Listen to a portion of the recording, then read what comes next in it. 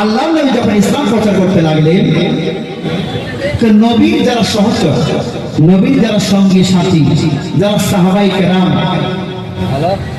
মুশরিকরা তারা জ্বলে পড়ে সারখার হয়ে যেত। যাদেরকে দেখতো কলমা পড়ে তাদেরকে ধরে আর মারি। যাদেরকে দেখে যে সে নবীর গোলাম হয়ে গিয়েছে, নবীর আশিক হয়ে গিয়েছে, যে আল্লাহ আল্লাহ করতেছে, তাকে ধরে কার গর্দান কেটে দেয়, কাউকে বললাম আঘাতে, ঈশ্বরের আঘাতে তাকে দুনিয়া থেকে বিদায় করে দেয়, শহীদ করে দেয়।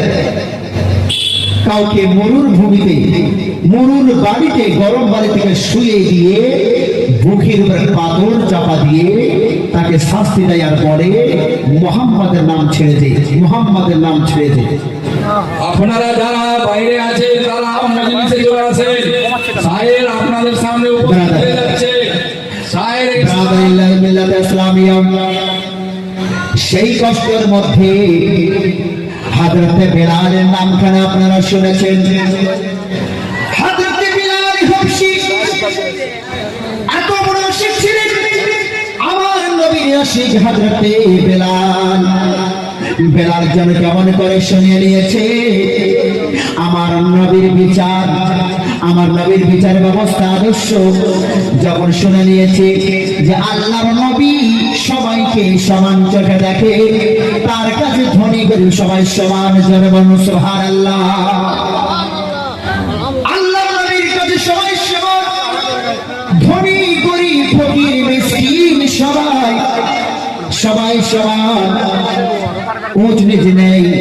হযরত বেলাল হাবশী যেমন শুনে নিয়েছে, হযরত বেলাল হাবশী যেন মনে মনে নবীর প্রেমে পাগল হয়ে গিয়েছে, কলমা পড়ে নিয়েছে, লা ইলাহা ইল্লাল্লাহু মুহাম্মাদুর রাসূলুল্লাহ। হযরত বেলাল হাবশী কলমা পড়ে মুসলমান হয়ে গিয়েছে। উমাইয়া কিন্তু ব্রাদার জানে না, উমাইয়া জানে না বেলাল একাই একাই আল্লাহ আল্লাহ করে নবীর নামে তাসবিহ পড়ে, নবীর নামে দরুদ পাঠ করে।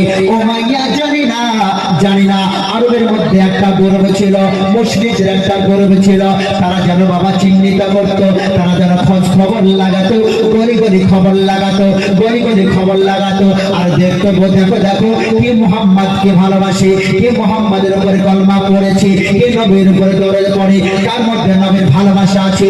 যদি জানতো সবাইকে তার কি বলে ঘুরে রাস্তার করে তাদেরকে শাস্তি দিত।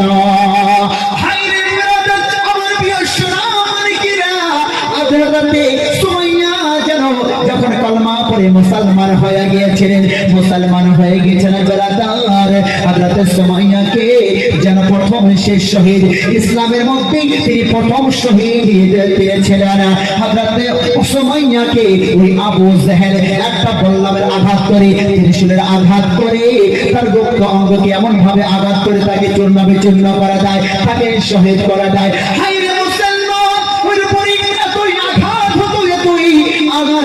শাস্তি হতো। হযরত উমাইয়া কিন্তু বেলাল জানতো না হযরত বেলাল হাবশী যেন মুসলমান হয়ে গিয়েছে, কলমা পাঠ করে নিয়েছেন।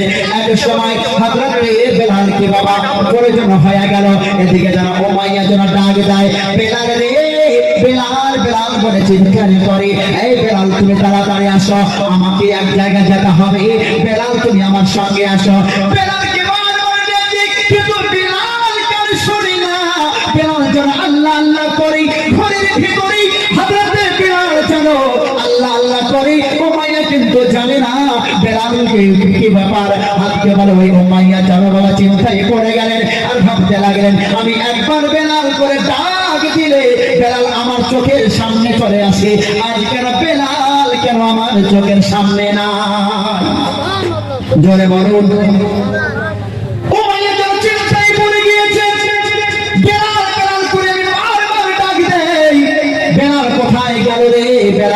দেখো দেখো বেলাল কোথাও আছো নাকি, একটু ঘরে ঘরে দেখে নাও। হযরত বেলাল কিন্তু বেরাদার, কিন্তু দুনিয়া চলে গিয়েছে, আল্লাহ আল্লাহ করে, আল্লাহ আল্লাহ করে। বেলাল বেলাল দেখতেছেন উমাইয়া যে বেলাল যেন সিজদায় পড়ে রয়েছে। হযরতে বেলালের এই মোহাব্বত দেখে ওই উমাইয়া যেন জর্জরিত হয়ে গেল, থরথর করে কাঁপতে লাগলো, তার সে যেন রেগে রাগান্বিত হয়ে গেল। হযরতে বেলালের কি বলে আল্লাহর শব্দ শুনে সেই সিজদায় মাথা নত করা দেখে ওই উমাইয়া যেন চিন্তায় পড়ে গেল, আমি দুনিয়া খুঁজে বেড়াই যে মুহাম্মাদের পাগল কে আছে, আর আমার ঘরে আমার গোলাম ওই বেলাল যেন নবীর আশিক হয়ে গিয়েছে। উমাইয়া খুঁজে বেড়ায় মক্কার গলি গলি, আর এদিকে দেখতেছেন সেই বেলাল আমার ঘরে আল্লাহর তাসবিহ পাঠ করে আল্লাহর জমিনে সিজদা করে।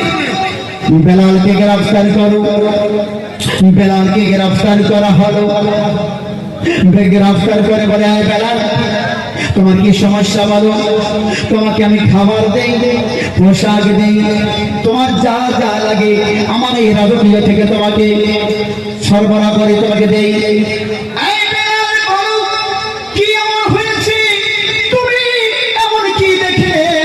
মুহাম্মাদের অনুসরণ কেন করতেছ, কলমা কেন বললে বলো? বেলাল রে এখনো সময় আছে, তুমি কলমা খানা ছেড়ে দাও। জোরে বলেন সুবহানাল্লাহ। বেলালকে বলতেছে, বেলাল কলমা ছেড়ে দাও, সময় আছে।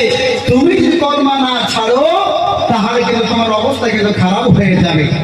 বন্ধুগণ, বাবাজি ভাইরা আমার প্রিয় সোনা মালিকেরা, হযরতে বেলাল যারা বাবা কোনো মতে রাজি হয় না, আপনি যদি আপনার অর্ধেক রাজ্য আমাকে দিয়ে দেন, সম্পদ দিয়ে দেন, আমার বিন্দু রক্তের বিন্দু আমার যদি কতল করে দেন, আমার রক্তগুলো বলবে আল্লাহ। জোরে বলুন সুবহানাল্লাহ।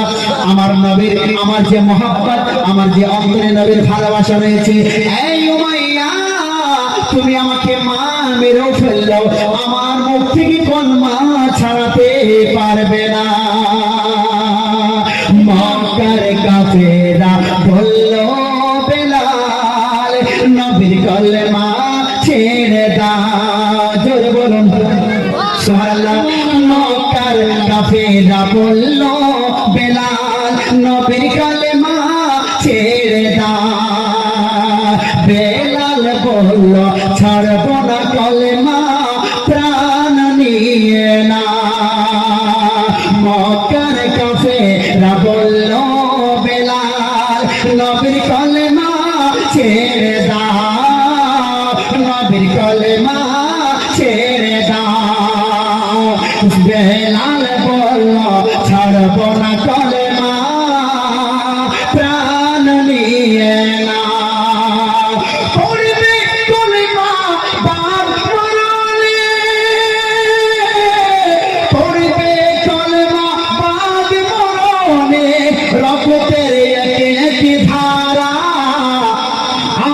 জীবনে এলো ভীষণ তোফানের ধারা, তোফানের ধারা, তোফানের ধারা। আমার জীবনে এলো ভীষণ তোফানের ধারা, তোফানের ধারা।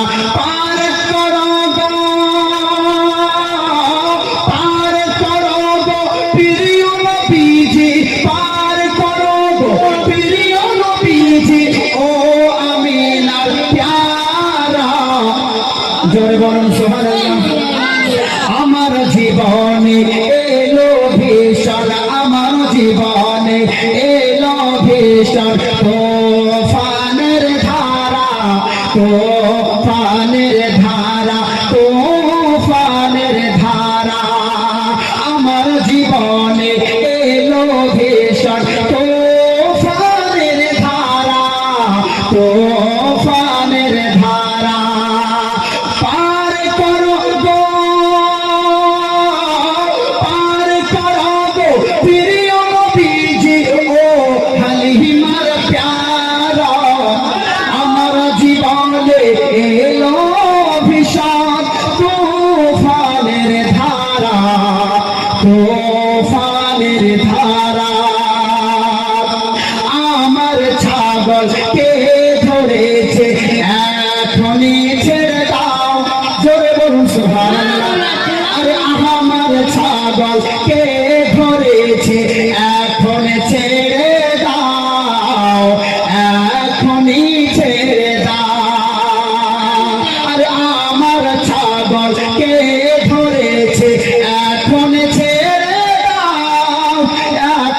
ছেড়ে দাও বাগের সালাম জানিয়ে বলে বাগের সালাম জানিয়ে বলে ও আমিনার প্যারা আমার জীবনে এলো ভীষণ তুফানের ধারা তুফানের ধারা তুফানের ধারা পার করো গো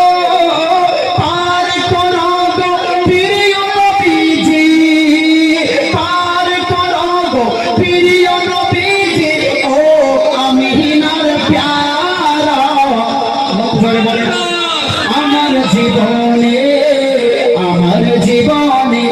এলো ভীষণ তুফানের ধারা তুফানের ধারা ঘটনা শেষ করে দেব হযরত বেলালকে যারা ধরে মরুভূমিতে শুয়ে দিল শুয়ে দেওয়ার পরে বেলাল উপর বুকে পাথর চাপা দিয়ে দিয়েছে উলঙ্গ করা দিয়েছে গরম মুহূর্তে বেলালকে যারা শুয়ে দিয়ে পারে এই বেলাল বলো এখনো সময় আছে কলমাটা ছেড়ে দাও বেলাল বললেন না আমাকে মেরে ফেলো আমাকে শহীদ করে দাও আমি কলমা ছাড়তে পারবো না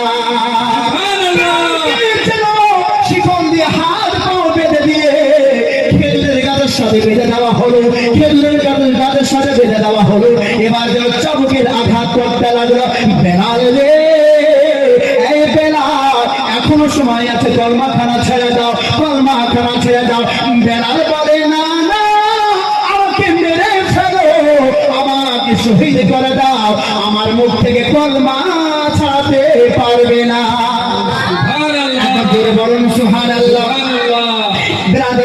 হযরতে বেলালকে মুখ থেকে কলমা ছাড়তে পারল না আমার জন বাবা মাটিকে গরম মনেতে ছুঁয়ে দিয়ে দুইটা হাত খানা বেঁধে দিয়ে এবার যেন মাইয়া বলতে লাগলো এই বেলালকে দেখো বেলাল নাকি গরম মরতে আছে একে এই গরম মরতে একটু পাক দিয়ে নাও ঘোরাঘুরি করে এদিক সেদিক পূর্ব থেকে বলছেন উত্তর থেকে দক্ষিণ বাবা বেলালকে কি বলে ঘোরাতে লাগলো মরুভূমির কি বলে গরম মরুর উপরে বাবা হযরতে বেলালকে বলে এই বেলাল কি লাভ পাও বলো এত কষ্ট সহ্য করে তোমার কি লাভ এই বেলাল রে একবার যদি তুমি নবীর কলমা ছেড়ে দাও আমি তোমার আমার রাজ্যের অর্ধেকাংশ তোমাকে দিয়ে দেব বেলাল বলছে না এই উমাইয়া আমাকে তুমি মাথা নত করতে পারবে না হযরতে বেলালের ঈমান এতই মজবুত ছিল বেলালকে বাবা রাজি করাতে পারলেন না